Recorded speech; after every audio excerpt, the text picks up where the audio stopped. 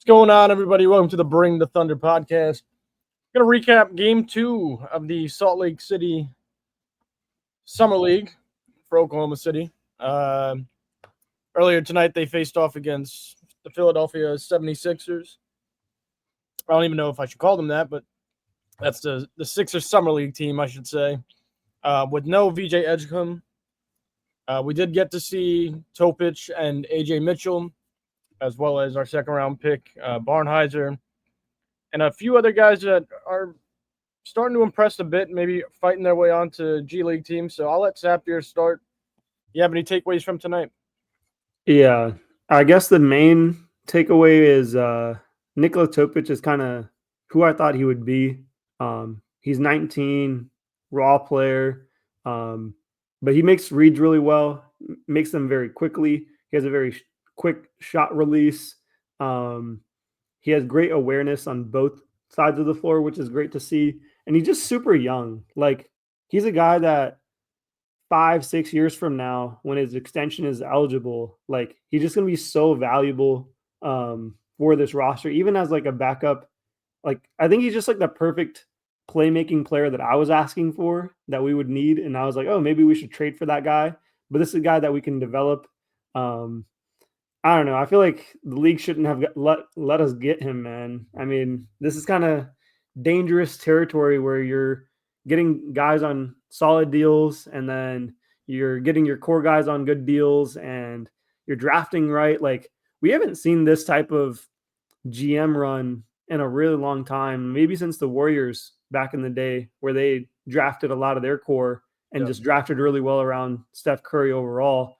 And they continue to do that even until now with Pods and other players that they continue to get. And if we see that from the Thunder with an MVP level candidate, like, I think that's fantastic. AJ played pretty well. I mean, overall, like, I'm going to ignore like the shooting, everything in that side of the game, but like, just like evaluating the talents. AJ had a solid game, 16 points, 5 rebounds, 5 assists. He kind of did everything for us. I feel like one thing that our team needs to work on is, even Topić had 6 turnovers in this game, or 2 turnovers in this game, and AJ had 4. I feel like that's kind of where we need to work on our game from, like, those guys. Like, turnovers kind of have been an issue back-to-back games. Hopefully we can clean that up going forward, because I thought it was, tougher defense from the Memphis team, but this team didn't have that level of defense, and we still had quite a bit of turnovers. So still fun night. What do you think? Yeah, I think you're pretty much on the spot. I think Topić is going to blossom. He's 19. It's going to take a few years, but he's shown flashes these last 2 games of what he can be and his potential. He looks fantastic. I mean, the shooting is off, but you also have to understand, like, even with the turnovers and the field goal percentage that comes with playing, with talent around you, efficiency will go up if you're playing with better players. And between Topić and Mitchell, I mean, they're single-handedly trying to carry the Summer League roster. So, I'm giving them some leeway, especially actually both of them, really. I mean, they're both young. Mitchell's only played 30-somewhat games last year. But I'm really enjoying what I'm seeing, especially out of Mitchell. He looks to be score first, play make second type of guy, which is, I enjoy that. I think that's what Oklahoma City needs. And then from Topić, I mean, great feel for the game. His assists, he had 5 assists tonight. He made some like sweet passes, alley-oop passes. Super smart player. Scoring will come along with that, but he just looks like he's going to be a perfect backup point guard for Shea for for years to come. So I'm super excited about that. And then I wanted to get into some of these guys that are impressing me. Sissoko, the big man, Youngblood from Alabama, I believe, 15 points tonight, 4 of 7 from 3. And then I'm still impressed by Barnhizer. Not a good game tonight for him, but the effort level is there, and that's what Oklahoma City bleeds, is effort and defense. And if I'm not wrong here, let me go look. Another 2 steals for the guy tonight, coming off of like a 13 rebound game. I think all three of those guys can find themselves on the G League roster, if not two-way players. Barnhizer especially, and it's always nice to fill out the G League roster and root for those guys as well. Yeah, the other guy that I was impressed with was Jazian Gortman. He had nice, sweet handle. I think the thing for him is he kind of just lacks size, so it's going to be hard to actually make it to the NBA at that size. But overall, like he has a pretty sweet game. I think the guy that I'd love to see assigned to like a two-way over maybe after a year in the G League would be like Youngblood. That kid, he's lights out shooter. We're really in need of additional shooting around our roster, and for someone that has like a pure shot like he does, and the name, it's like, if he's in the corner and he gets it, it's like it's just like a hype play with the name every time I heard it. And he just knew where to be. He knew how to get open, what looks he wanted to take. He seemed pretty comfortable with a traditional point guard like Topić out there that was pushing the pace, pushing in transition as well, getting like wide open looks for so many guys. Like he only ended up with 5 assists, but he could have had 10, maybe more, just from the amount of misses. Like he gave up so many open looks, a lot of hockey assists in this one as well. That's the other thing I noticed. Like he gets guys so open that their next pass is even more open than that first one is. Right. So I like that about his game. So those were kind of the main key takeaways from this. I'm kind of excited. We got one more game left in Utah now, right? No, I think we have one tomorrow, and then we're on to Vegas on Thursday. Yeah, and I'm guessing AJ's probably just going to play the next one. I don't know if he'll play in Vegas. I don't know if Topić will probably maybe play in Vegas as well, because they probably want to evaluate the rest of the roster from like a G League perspective.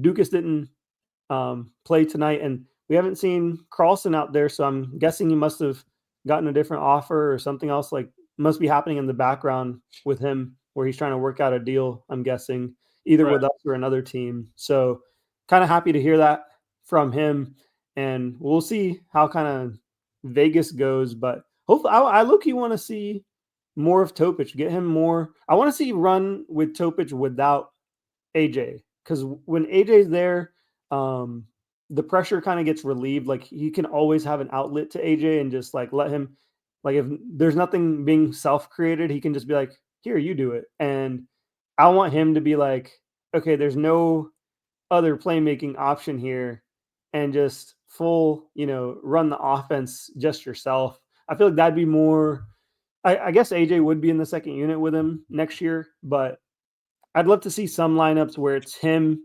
and 4 other defenders and maybe like 2 shooters out there with him. I feel like that fits his style more. He just reminds me, I know this is going to be so bad, but he just reminds me of Luka Doncic, man. Like I don't know what it is, like the instincts. It's just, like, as soon as I saw Luka play, I was like, yo, this guy's totally different. And at the age of 19, like what Topić does and how he's looking at the floor, like the way he's looking around, he's like, okay, I know exactly what read this is. I know exactly what plays about to happen here on defense. And then on offense, that even gets to a higher level, because when you know what you're reading on defense as an offensive level player, your reads on offense are just even more elite. Like he had that one transition basket in the fourth quarter where he's running down. He could have just done an easy dump off, but he decided to kick out to Youngblood for the 3. And it was like, all right, that's just like not the easiest read. And then he does a lot of like kickouts to the weak side, like 3-point shooters, where that's like a generally an advanced play like LeBron and Luka. And there's only like a handful of guys. Jokic can make those types of reads. That's a read that we're missing on the Thunder, in my opinion. We haven't had that in a long time. Maybe like outside of like Russell Westbrook, CP3, a couple other like point guards of that level, we haven't had that type of playmaking. So I'd love to see, him being out there with the main squad. Like, oh my goodness, having like him and Isaiah Joe in the second unit, him and Isaiah Joe pick and roll is going to destroy the league. I believe so. Yeah, I've enjoyed watching him play make. like you got to give it to him. 5 assists, and he should have had a lot more. You mentioned the hockey assists, and also I saw a lot of guys missing shots created from Topić. Some of that like savviness, that Euro savviness, like not today, but the game before, shot a floater on a fast break 1-on-1, and it went Yeah, in. he did that tonight too. Yeah, interesting style. We'll see how it fits. Definitely a player. Super young. Got to fill out a little bit body wise. Got to develop the shot. Develop a little bit more of intensity. I will say. Looks kind of like he's there. I want to push back on that. I feel like that's going to be like a common thing for Euro players, but like Definitely Nikola Jokic and Luka, like they just have their own tempo, and it's a weird tempo. right. And that's the thing. Same thing with this guy. Like the reason he's so kind of tough to figure out on the like transition buckets is because he changes his pace so often. Right. And I feel like that's more of a good thing to have in the NBA because everyone else kind of runs on one pace, whereas his is like kind of his own lackadaisical pace that we think is lackadaisical, and then he puts up a floater and it goes in, and it's like, yeah. It was just certain situations I saw tonight where I was like, all right, just a little bit more, but still super young, super excited to watch him play. Outside of that, I'm still super hyped for AJ Mitchell. I think he's going to be fantastic off the bench this year. I think our bench is full. I think it's complete. If these guys could step up, especially AJ this year, I'm not expecting a huge season or much at all from Topić this year. I kind of just see who he is and let him, develop throughout the year. But outside of that, these guys are looking good. OKC's looking good. They ended up winning tonight. We didn't even mention that. They won 89-78, so they're 1-1. And they played some decent talent tonight. Hood Schifino's been in the NBA for a few years. Jahmai Broome from Auburn, who I personally don't like, but I mean, well regarded in the college basketball area. Edwards, a lot of hype around him coming into this year. So a decent team.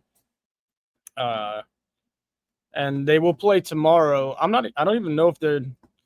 I think we've seen enough out of both the guys. I'd love to see them keep playing. We saw a few injury scares tonight from AJ, so I don't think he'll be playing anymore.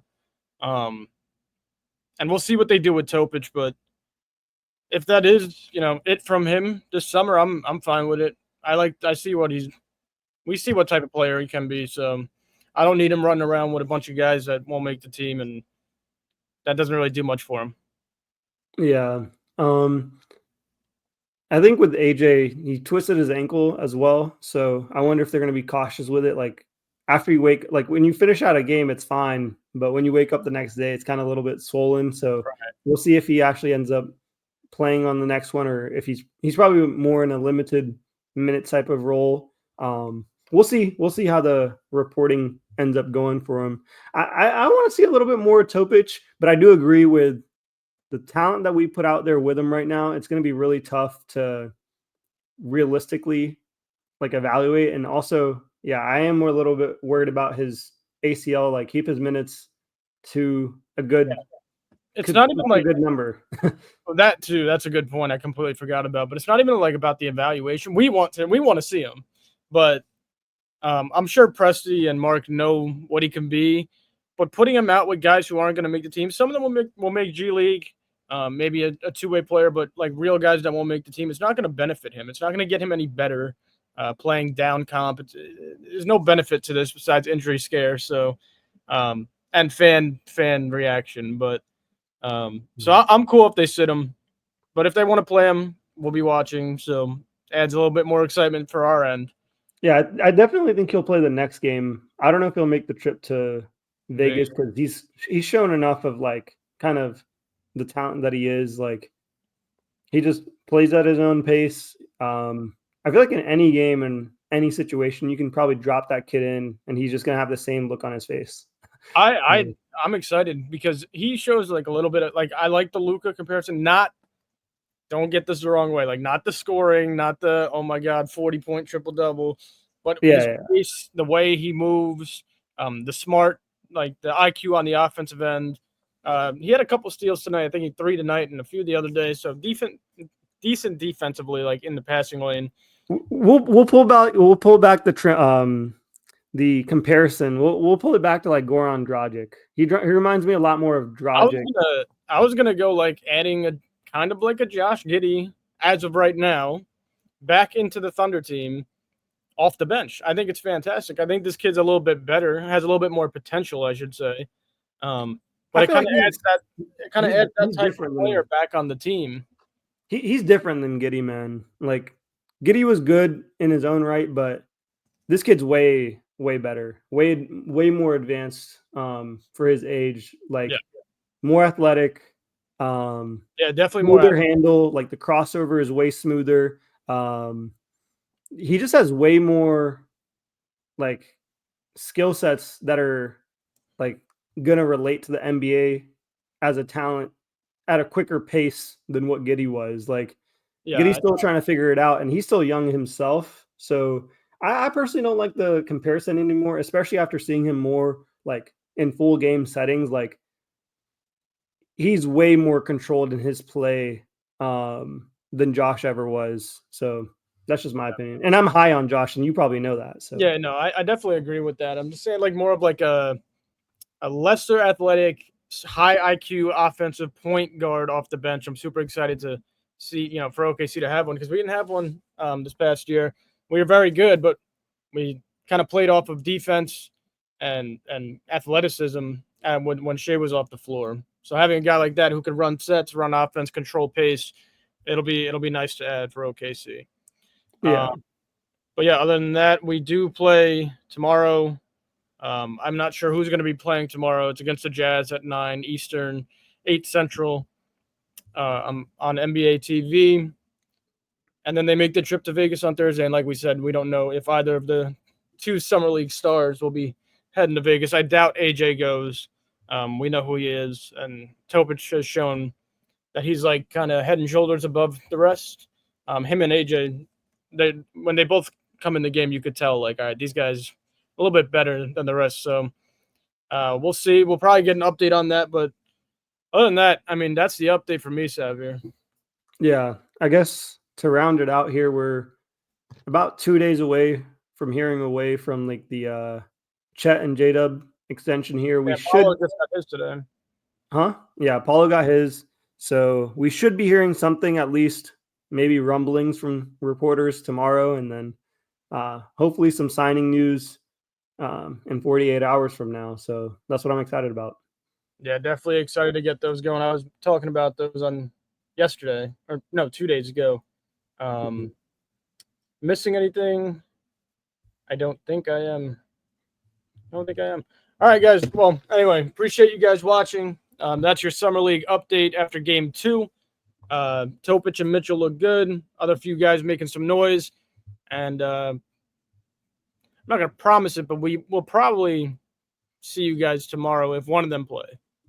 Or if there's anything huge to update. But other than that, if you haven't subscribed already, subscribe to the channel. It's free to do. I always say it's free to do. We really appreciate everyone watching, and we'll see you guys next time.